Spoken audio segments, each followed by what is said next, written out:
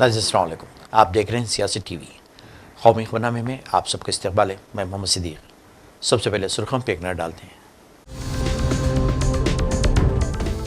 علی گڑھ مسلم یونیورسٹی کا اقلیتی درجہ برقرار رہے گا، سپریم کورٹ کی آئینی بینچ کا اہم فیصلہ۔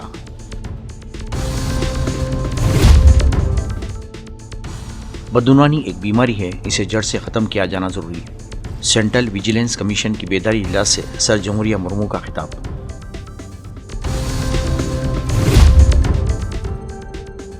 گستاخ رسول مصنف سلمان رشیدی کی متنازعہ کتاب سے متعلق سرکاری نوٹیفیکیشن غائب، دہلی ہائی کورٹ نے ختم کی درآمدی پابندی۔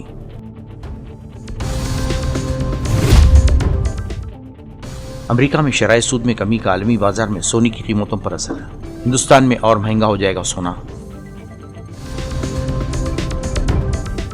نہیں تھی سرخیاں، اب خبروں کی تفصیل پیش ہے۔ صدر جمہوریہ ہند درپتی مرمو نے بدعنوانی کو بڑی بیماری قرار دیتے ہوئے کہا کہ اسے جڑ سے اکھاڑ پھینکنا چاہیے۔ محترمہ مرمو نے آج دلی میں سینٹرل ویجیلنس کمیشن کے ویجیلنس بیداری ہفتے کے موقع پر اپنے خطاب میں یہ بات کہی۔ صدر جمہوریہ نے کہا کہ حکومت نے بدعنوانی سے نمٹنے کے لیے کئی اقدامات کیے ہیں۔ اس تناظر میں انہوں نے ڈائریکٹڈ بینیفٹ ٹرانسفر اسکیم، ای مارکیٹ پلس اقتصادی مجرموں کے ایکٹ جیسے اقدامات کا ذکر کیا۔ صدر جمہوریہ نے کہا کہ سردار ولبھ بھائی پٹیل کے یوم پیدائش کے موقع پر ویجیلنس بیداری ہفتے کا انعقاد کیا جانا ہے۔ انہوں نے کہا کہ اعتماد کسی بھی معاشرے کی بنیاد ہوتا ہے، جبکہ بدعنوانی معاشرے میں اعتماد کو کم کرتی ہے۔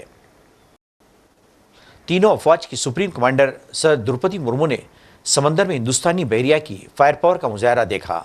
بحریہ کے ایک ترجمان نے بتایا کہ صدر صبح گوا میں naval air station ANS Hansa پہنچی۔ بحریہ کے سربراہ ایڈمرل دینیش ترپاٹھی اور ویسٹرن نیول کمانڈ کے flag officer commanding in chief vice admiral Sanjay J Singh نے ان کا استقبال کیا۔ گہرے سمندر میں بحریہ کی مشقوں کے مشاہدے کے بعد انہوں نے اس بات پر اطمینان کا اظہار کیا کہ ہندوستان کی بحریہ پہلے سے کہیں زیادہ طاقتور ہو گئی ہے اور تیزی سے اپنی صلاحیتوں اور طاقتوں کو بڑھانے میں کامیاب ہو گئی ہے۔ لندن میں ہندوستان کے ہائی کمیشن نے Sardar Patel memorial society UK کے تعاون سے سردار ولبھ بھائی پٹیل کی 150ویں یوم پیدائش کو راشٹریہ ایکتا دیوس کے طور پر منایا۔ اس موقع پر منعقدہ تقریب سے خطاب کرتے ہوئے ہندوستانی ہائی کمشنر وکرم دورے سوامی نے کہا کہ ہم ہندوستان میں تقسیم کے بعد ہندوستان کے اتحاد میں ان کے اہم کردار کو فراموش نہیں کر سکتے۔ Concept of service, and I think Lord Rajo brought that out when he mentioned Sardar Patel's service to the nation as a politician from the very start of his career in the national movement, and the commitment with which he worked to make a difference. If you see, his work began not with a political agenda, but with a social agenda. The Satyagraha or the struggle that he led in Bardoli and in Kheda was primarily about the rights of farmers and the rights of our hard-working peasantry. His effort was to ensure fair remuneration and to ensure that the system of land would be reformed in a way that farmers had greater control over their destiny. That had a political implication in the colonial era, and his service therefore also took him to the political landscape. We in India cannot but remember his pioneering role in the unification of India after the trauma of partition. It is easy today, some 77 years from that moment in time, to be unmindful of just how unlikely the India story was at that point of time. With 562 princely states, most with their own armies and their own borders and their own governments and their own taxation, you actually had a situation that resembled nothing more than Swiss cheese rather than a country. Basically, Sardar Patel created the India we know today. The fact that we moved seamlessly across India's many diversities without for once thinking that these were different areas is tribute to the normality that he brought to the notion of a united country. Supreme court نے جمعے کو علی گڑھ مسلم university AMU کے اقلیتی درجے پر فیصلہ سناتے ہوئے اسے برقرار رکھنے کا اعلان کیا۔ چیف جسٹس آف انڈیا سمیت 7 ججوں کی بینچ نے اس کیس کا فیصلہ 4-3 دن کے اکثریتی ووٹ سے سنایا۔ عدالت نے اپنے فیصلے میں کہا کہ علی گڑھ مسلم یونیورسٹی ایک اقلیتی ادارہ ہے اور اس کا اقلیتی درجہ برقرار رہے گا۔ چیف جسٹس نے کہا کہ آرٹیکل 30A کے تحت کسی ادارے کو اقلیتی ادارہ قرار دینے کے معیارات کیا ہیں؟ آرٹیکل 19(6) کے تحت کسی بھی شہری کے ذریعے قائم تعلیمی ادارے کو منظم کیا جا سکتا ہے۔ آرٹیکل 30 کے تحت دیے گئے حقوق مکمل آزاد نہیں ہیں۔ اقلیتی تعلیمی اداروں کو آرٹیکل 19(6) کے تحت ضابطہ بندی کی اجازت دی گئی ہے، بشرطے کہ اسے ادارے کے اقلیتی کردار کی خلاف ورزی نہ ہو۔ چیف جسٹس نے مزید وضاحت کی کہ مذہبی کمیونٹی ایک ادارہ قائم کر سکتی ہے لیکن اس کے انتظام نہیں چلا سکتی۔ یہ بھی کہا گیا ہے کہ مخصوص قوانین کے تحت قائم ہونے والے اداروں کو آرٹیکل 31 کے تحت تبدیل نہیں کیا جا سکتا۔ اس فیصلے کے تحت 1967 کے اس فیصلے کو بھی مسترد کر دیا گیا ہے جس میں AMU کو اقلیتی درجہ دینے سے انکار کیا گیا تھا۔ عدالت کے مطابق AMU کی حیثیت ایک اقلیتی ادارے کے طور پر برقرار رکھنے کا مقصد مسلمانوں کی تعلیمی ترقی میں مدد فراہم کرنا ہے۔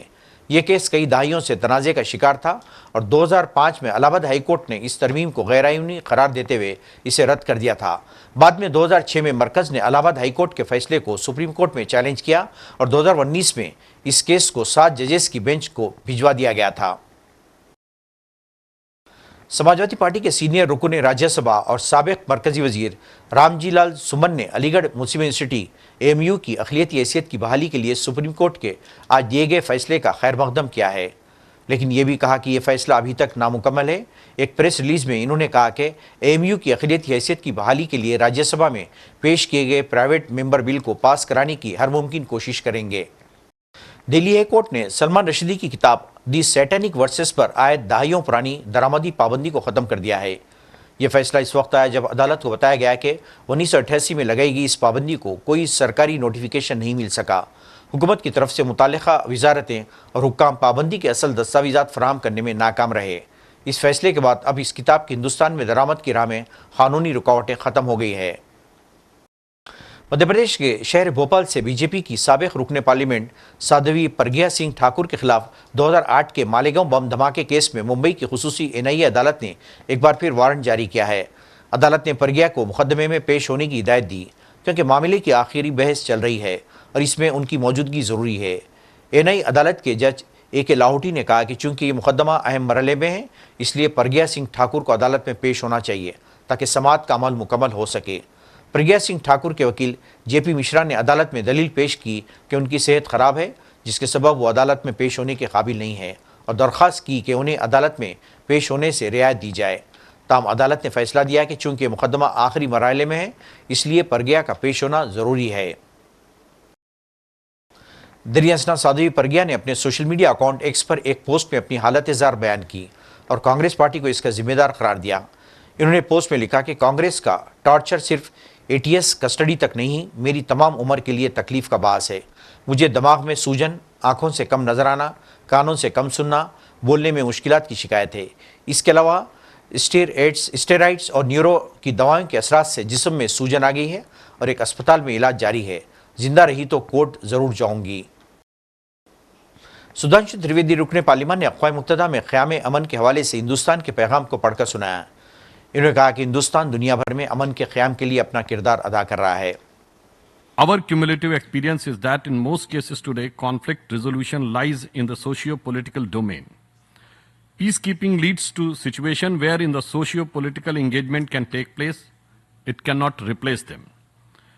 Chair, allow me therefore to make the following points. First, realistic mandates.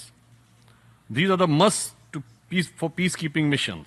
We must insist on practical and achievable mandates. Mission failures can be attributed to the non-robust mandates. This normally is a result when we keep the troops or police contributing countries out of the initial mandate formulation processes, which we should avoid. Second, the capability enhancement and the commensurate resources for peacekeepers. In the recent years, peacekeepers have experienced a great level of asymmetric threats ranging from landmines to IEDs. We cannot remain indifferent in these prospects. Peacekeepers' equipment should be guaranteed to their safety while enhancing their performance. Further, adequate resources must be provided to commensurate with the mandate. Third, we feel that all missions components and their leadership be subjected to the performance review for achieving the unity and effort towards the mandate, but this must include military, police, and civil verticals as an essential prerequisite.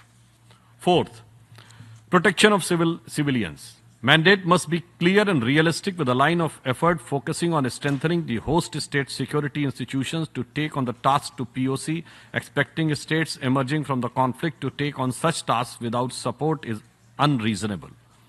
Fifth, women peacekeepers are essential in the effective peacekeeping. Include mandate implementation, specialty community approach in the follow-up of our efforts aligned with the action for peacekeeping within documents. India recently co-hosted the launch of a seminal report on women participation in the security sector addressing equal opportunities for women in defense, which demonstrate our commitment to the reforms.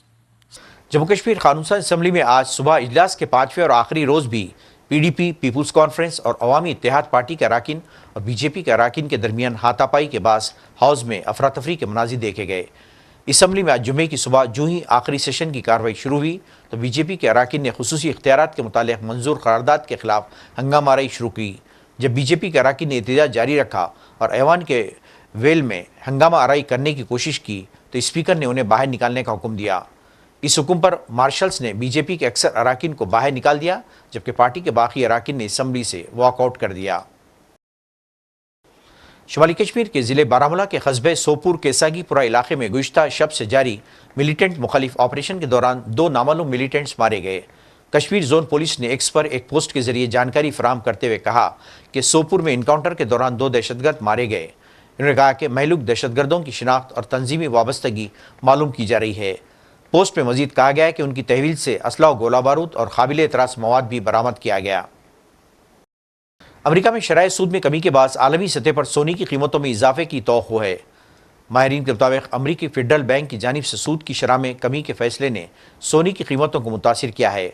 माहिरीन ने पेशनगोई की है कि सोने की कीमतों में मजीद इजाफा हो सकता है क्योंकि मार्केट में कम सूद की शरह के असरात जारी हैं और इसके साथ जोग्राफियाई कशीदगियाँ भी सोने की कीमतों को बढ़ा सकती हैं। माहिरीन का ख्याल है कि अगर फेडरल बैंक मजीद सूद में कमी करता है और आरबीआई भी शरहों में कमी करता है तो सोने की कीमतों में मजीद इजाफा हो सकता है। उनका अंदाज़ा है कि आलमी सतह पर सोने की कीमत $3000 तक जा सकती है, जबकि हिंदुस्तान में ये 86,000 रुपये फी 10 ग्राम तक पहुँच सकती है। नाज़रीन, आखिर में सुर्खियों पे एक और नज़र। अलीगढ़ मुस्लिम यूनिवर्सिटी का अक़लियती दर्जा बरकरार रहेगा, सुप्रीम कोर्ट की आईनी बेंच का अहम फैसला।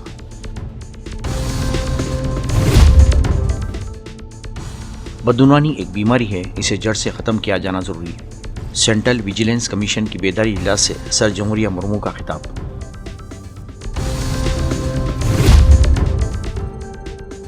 गुस्ताख़ रसूल मुसन्निफ सलमान रशीदी की मुतनाज़ा किताब से मुतालिक सरकारी नोटिफिकेशन गायब। दिल्ली हाई कोर्ट ने ख़त्म की दरामदी पाबंदी।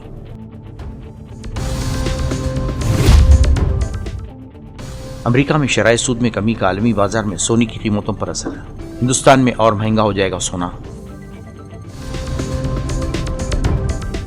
नाज़रीन, इसके साथ ही कौमी खबरनामा ख़त्म होता है। मुझे और सारी सियासत की टीम को इजाज़त दें। अल्लाह हाफ़िज़।